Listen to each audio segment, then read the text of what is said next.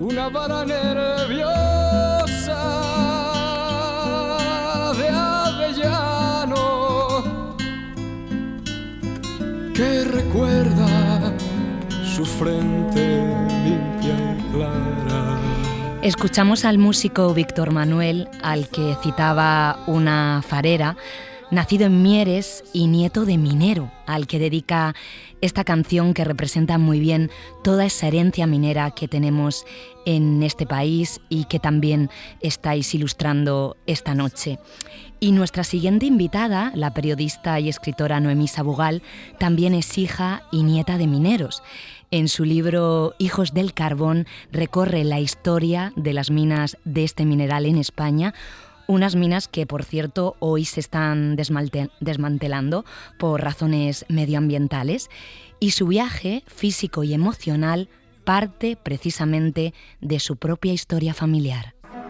Hay una lumbre en Asturias que calienta España entera, y es que allí se ha levantado toda la cuenca minera. Mi abuelo José tenía una nube oscura en el pecho. Sus pulmones eran una esponja negra que había absorbido durante 2 décadas el polvo del carbón. Había entrado en la mina de Guaje con 14 años para empujar las vagonetas con el mineral y limpiarlas, para cuidar a las mulas y llevar la comida a los mineros que trabajaban en las galerías más profundas. Cada día, después de caminar varios kilómetros desde casa, llegaba a la mina y comenzaba a respirar el polvo maldito. Así muchas horas al día, muchos días al año, muchos años de una vida que apenas había comenzado. El polvo entraba en los pulmones y mi abuelo, sin notarlo, se iba ahogando poco a poco. Primero era polvo de la hulla del Valle del Nalón, en Asturias. Una década después, polvo de la hulla del Valle de Gordón, en la cuenca minera leonesa. Con 36 años, mi abuelo José tenía 20 de vida laboral, silicosis de 2º grado y los pulmones de un hombre de 70 años. No había llegado a la mitad de su vida y tenía que jubilarse con una incapacidad permanente total. Ale asturianos, que están nuestros destinos en vuestras manos. Noemí Sabugal, buenas noches, bienvenida. Hola, buenas noches, gracias. Tú llevas la mina, que es la palabra de esta noche, digamos tatuada en la raíz de tu historia, en los paisajes de tu vida, porque vienes de familia minera. Sí, mi padre fue minero y mi abuelo José, que era asturiano también, hasta el final de su vida laboral, y mi otro abuelo también hasta que tuvo un accidente en la mina y lo dejó para dedicarse a la ganadería. Bueno, la ganadería suena gran ganadero, pero eran muy poquitas vacas que tenía y vendía la leche a una empresa de quesos que había por allí cerca, ¿no? Ahora que hablamos tanto de las cosas de corta distancia, ¿no? Y es un territorio en el que, bueno, en todo caso la agricultura y la ganadería se fue arrumbando por el trabajo en la mina, ¿no? Es decir, la mina era la que al final movía la economía y todas las cosas que había alrededor, ¿no? Central térmica, tiendas, otras empresas vinculadas a la minería. Entonces, bueno, es algo que podría parecer positivo y en parte lo es, porque las zonas mineras fueron zonas que se desarrollaron mucho gracias a la minería, ¿no? Porque se ponía pues ferrocarril para sacar el carbón, que después utilizaba la gente, se ponía electricidad para mover toda la maquinaria y todo lo que hacía falta, y después la gente lo usaba. Es decir, que hubo un desarrollo muy grande ligado a la empresa, pero que la gente también tuvo, pero tiene también su parte negativa, ¿no? Ese monocultivo que una vez que ha cerrado, pues ha dejado a las zonas mineras ante una situación económica, laboral, demográfica e identitaria, te diría, porque hay mucha cuestión de crisis identitaria, pues muy complicada. Y es una historia colectiva que yo creo que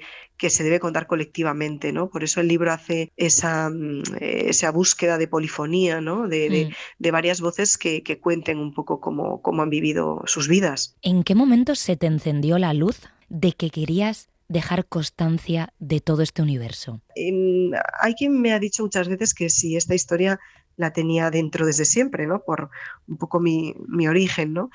pero no es tan así, ¿no? Y yo muchas veces lo explico con esta frase que usaba David Foster Wallace, ¿no? Que cuenta que hay dos peces, ¿no? Muy jóvenes que van por el agua, ¿no? Y un pez mayor les dice, ¿qué chicos, cómo está el agua, ¿no? Y cuando el pez mayor se va, le dicen los jóvenes, ¿qué es el agua? Entonces, yo creo que esto nos pasa a las personas que hemos nacido en las cuencas mineras. No vemos el agua, es lo que hemos vivido, nos parece una vida normal, sin ninguna singularidad, pero sí que lo es, ¿no? Como muchas otras, pero esta tiene muchas singularidades.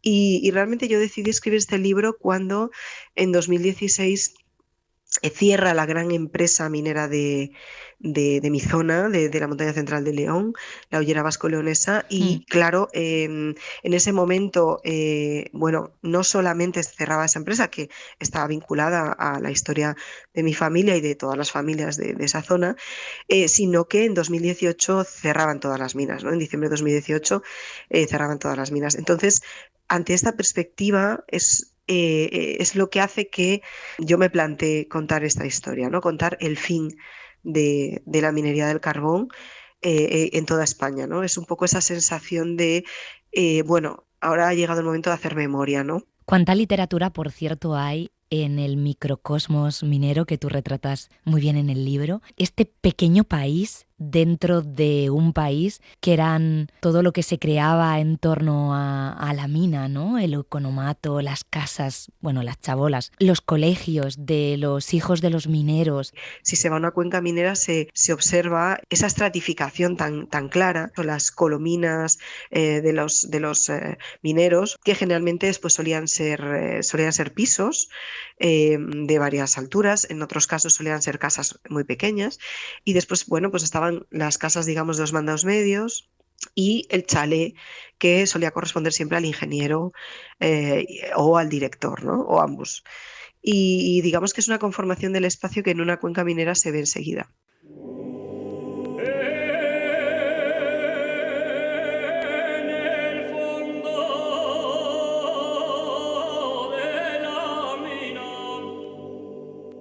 Algunos no solo se acuerdan de Santa Bárbara cuando truena. El 4 de diciembre de 2019, las cuencas mineras leonesas celebraron el día de su patrona, por primera vez sin mineros en activo. Ya el año anterior lo habían hecho con solo una pequeña mina en la comarca de La Ciana. Su nombre le iba perfecto, La Escondida. Una celebración del Día de Santa Bárbara sin mineros, lo nunca visto. Se sabía que este día iba a llegar, pero a los habitantes de las cuencas todavía les resulta difícil de creer. En Santa Lucía de Gordón, antiguos mineros de la Ollera Vasco-Leonesa se volvieron a poner los cascos blancos y los monos azules para pasear a la santa por el pueblo. A hombros llevaban su propia despedida. Los pozos de interior habían cerrado 3 años atrás y el cielo abierto estaba sin actividad. Unos días antes de la fiesta de la patrona del año anterior, sus 117 trabajadores habían sido despedidos. En el municipio de La Robla hay una lámpara minera gigante. Sobre la lámpara una frase: a todos los que no volverán a ver la luz.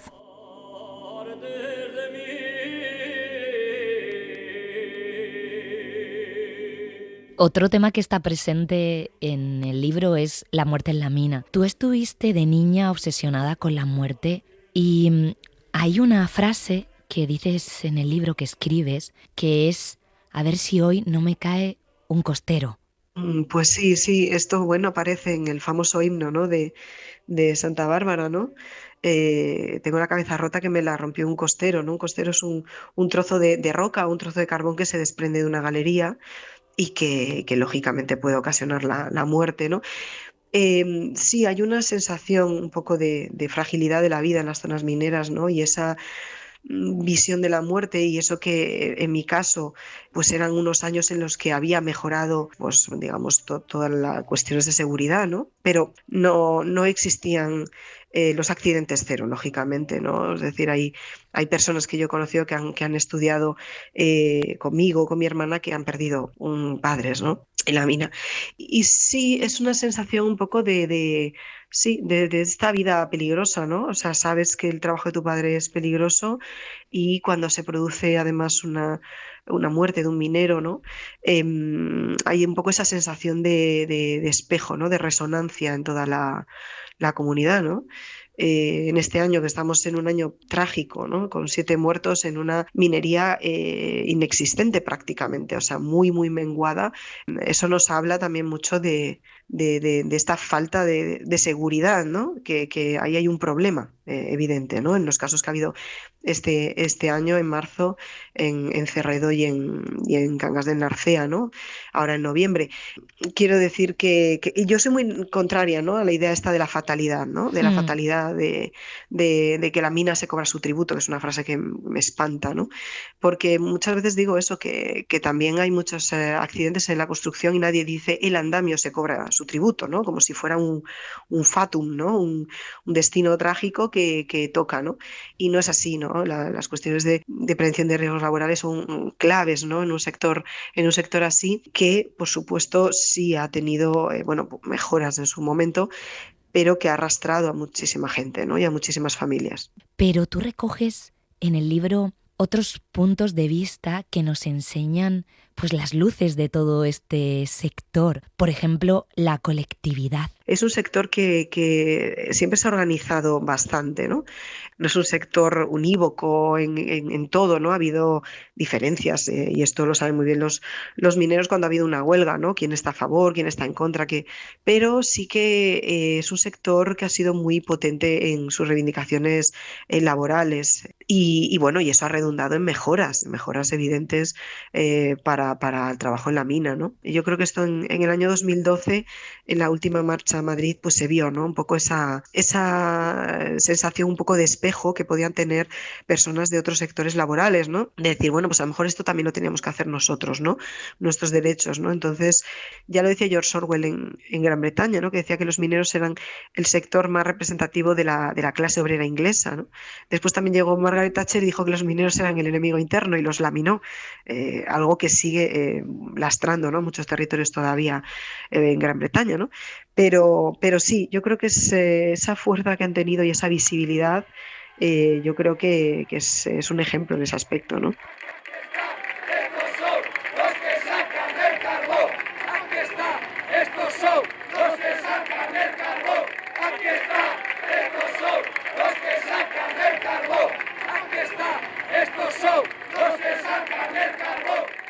Te voy a pedir que me hagas una pintura o una fotografía de una mina, una cuenca minera que te impresionara especialmente en este viaje que realizaste. Además fue un proceso de varios años, porque bueno, yo iba recorriendo contigo pues Palencia, las cuencas del Ebro, del Segre, la zona de León. Me cuesta contestar esta pregunta porque lo normal es que tirara para casa, ¿no? Y tirara para León y para Asturias, ¿no? Y por supuesto yo creo que son cuencas históricas, ¿no? También Palencia, por supuesto, y el Berguedá también. Pero te diría que hay lugares, o sea, hay lugares que a lo mejor el paisaje me ha parecido como muy diferente, muy curioso, ¿no? Y quizá la cuenca del Ebro y el Segre, que tenían una singularidad, que era que llevaban el carbón a través del río Ebro, y después remontaban esas barcas vacías, ¿no? Una vez que habían llevado el carbón pues ya a Fayón, pues remontaban con los caminos de Sirga, ¿no? Esto es algo que ha contado fantásticamente pues, Camí de Sirga, ¿no? La novela. Y bueno, te diría que, por ejemplo, en paisaje me pareció muy sorprendente, ¿no? Y después es interesante también, bueno, las restauraciones de minas, sobre todo de minas a cielo abierto, que es una restauración muy complicada, porque es muy difícil que crezca allí algo y a veces tampoco se hacen bien, la verdad. Pero, por ejemplo, en la zona de Galicia, que no es una zona históricamente muy minera, de hecho allí hay una cuestión que no la tenían en la identidad, ¿no? No decían somos mineros, sino que decían vamos a trabajar a la mina, porque las minas a cielo abierto duraron muy pocos años, pero allí se han restaurado y se han convertido en lagos, ¿no? Que me han sorprendido por lo diferentes, ¿no? Me sorprendió cuando dedicas un capítulo a la zona de Sevilla y Córdoba, que cuentas Ujú. cómo te contaron que los primeros mineros de esos lugares eran esclavos traídos de África. Pues mira, esa historia me sorprendió muchísimo. Efectivamente me la encontré ahí en Sevilla, en Villanueva del Río y Minas, que es un lugar que ya, cuando yo estuve, pues ya hacía 40 años que habían cerrado las minas, pero seguía siendo un paisaje minero, ¿no? Lo que decía antes de las casas de los mineros. Y ahí me encontré esa placa donde decía en recuerdo a esos primeros mineros, ¿no? Que eran esclavos. Efectivamente, hay que pensar que Sevilla era un gran puerto esclavista, igual que Cádiz, ¿no? Y había otros más, pero sobre todo Sevilla y Cádiz. Y es parte de una historia de España que no hemos contado. Ya no diría siquiera que hemos contado bien, sino que no hemos contado, ¿no? Claro, aquí no ocurre como en Estados Unidos, que han quedado muchos descendientes, ¿no? Que han recogido el hilo de la memoria, pero yo esto me lo he encontrado, y me lo he encontrado no solamente en la minería, que también, que tenía que ser una explotación muy, bueno, imaginaos, muy artesanal, ¿no? Muy peligrosa también. Y de hecho eso es interesante también cómo ha quedado en la zona, ¿no? En la zona hay unas historias sobre el Pozo de los Negritos, de cómo una mujer africana, ¿no? Perdió a sus hijos en la mina y entonces lloró tanto que creó una fuente. Es muy bonito Sí. cómo, digamos, estas cosas se acaban convirtiendo ya en cosas de leyenda, ¿no? Y de historias de los lugares. Y sí, me sorprendió muchísimo, muchísimo, la verdad, esta conexión con este pasado nuestro esclavista que no nos gusta, a que no nos gusta mirar. Otra cosa que me encanta del libro es que das voz y recoges un montón de historias de mujeres que siempre han estado vinculadas al mundo de la mina, y luego hay un momento que hay varias mujeres que se enfrentan al sistema y dicen yo quiero ser minera, por si puedes recordar alguna de esas historias, ¿no? Como la de Sí. Concepción Rodríguez. Pues sí, efectivamente las mujeres en la minería estuvieron siempre, ¿no? Durante muchas décadas fueron las que se dedicaron, por ejemplo, al cribado del carbón en los lavaderos, ¿no? Parte del traslado con los baldes aéreos, también eran vagoneras, lampisteras, bueno, había ciertas profesiones, sobre todo de exterior, y en algún momento de la historia, por ejemplo, en la posguerra, llegaron a entrar en cuencas mineras aisladas y de manera solapada, por supuesto, o sea, en lugares donde digamos, los mineros estaban o huidos o bien en la cárcel, donde había un problema grande para que el carbón siguiera saliendo, entraron, y hay varias historias, ¿no? De esto, cómo entraron a escondidas, ¿no? Y después, efectivamente, cuando llega la democracia, el paso y la entrada de las mujeres a la mina no es un paso expedito, ¿no? Que entren y ya está, lo piden y entran, ¿no?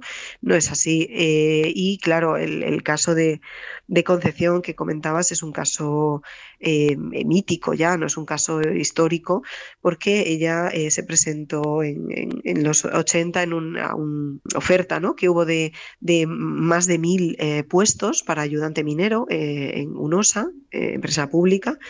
Hay 8 mujeres que fueron como elegidas, pasaron las pruebas, pero nunca las llamaron, ¿no? Y ella efectivamente denunció, y ese caso tardó muchos años en ganarse en los tribunales, pero sentenció que efectivamente era una discriminación por cuestión de género, y a partir de ahí entraron las primeras mujeres dentro de la democracia a los pozos, ¿no? A los pozos asturianos de UNOSA. Y allí ha habido mujeres hasta el final, ¿no? Bueno, y siguieron allí, pero efectivamente fue algo que se consiguió a través de los tribunales. Tú naciste en Santa Lucía de Gordón, en León. ¿Podrías describirme el ambiente minero de toda esa zona? Es un pueblo pequeño del Valle de Gordón, de la montaña central de León, y es un pueblo minero. El ambiente, te diría, bueno, es un lugar con montañas calizas, la frontera con Asturias, muy bonito, tiene un paisaje espectacular. De hecho, es en reserva de la biosfera. Pasa por allí el río Bernesga, que es el que llega hasta León, dentro de una cuenca minera que es Ciñera Matallana. Y ha sido un lugar pues vinculado a la minería del carbón durante muchas décadas. Noemí, ¿a ti qué te ha dado ser una hija del carbón? Hiciste otro camino, ¿no? Te fuiste a estudiar, creo que la carrera en Madrid, luego estuviste en el extranjero, eres escritora, pero tienes una identidad minera en la sangre, y yo no sé si a raíz de hacer el libro te has dado cuenta lo que te ha dado toda esa herencia. Ahora que comentas lo del extranjero, el extranjero realmente estuve con becas mineras, que eran becas de estudio de idioma, de inglés, ¿no? Mira, yo creo que me ha dado muchas cosas, la verdad, en la cuestión del carácter, ¿no? Se habla muchas veces de un poco el carácter de las cuencas mineras como es, ¿no? Y claro, esta sensación de que te tienes que hacer fuerte, reclamar lo que no te dan, sí da un cierto carácter reivindicativo, ¿no? No sabría decirte si nos hace más fuertes, pero nos hace más peleones, diría. Te voy a pedir que nos cuentes, que le cuentes a los oyentes dónde estás ahora mismo, porque no estás en tu tierra, sino que estás en un lugar muy especial donde vas a dedicarte a escribir. Pues estoy en la residencia de Finestras, que está en la costa de Girona, que es una casa muy especial, además, porque es la casa en la que Capote escribió parte de A Sangre Fría, ¿no?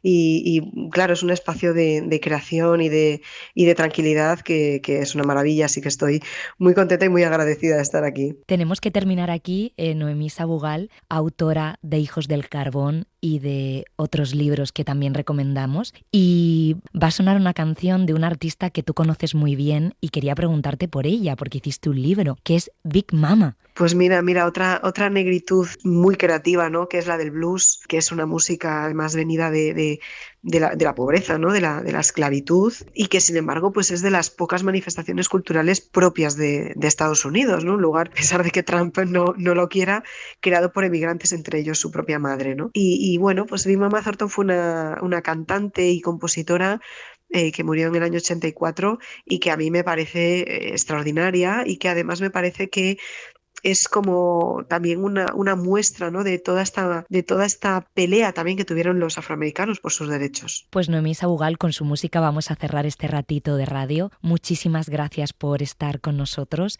y buenas noches, que vaya muy bien ese trabajo literario. Muchas gracias, buenas noches.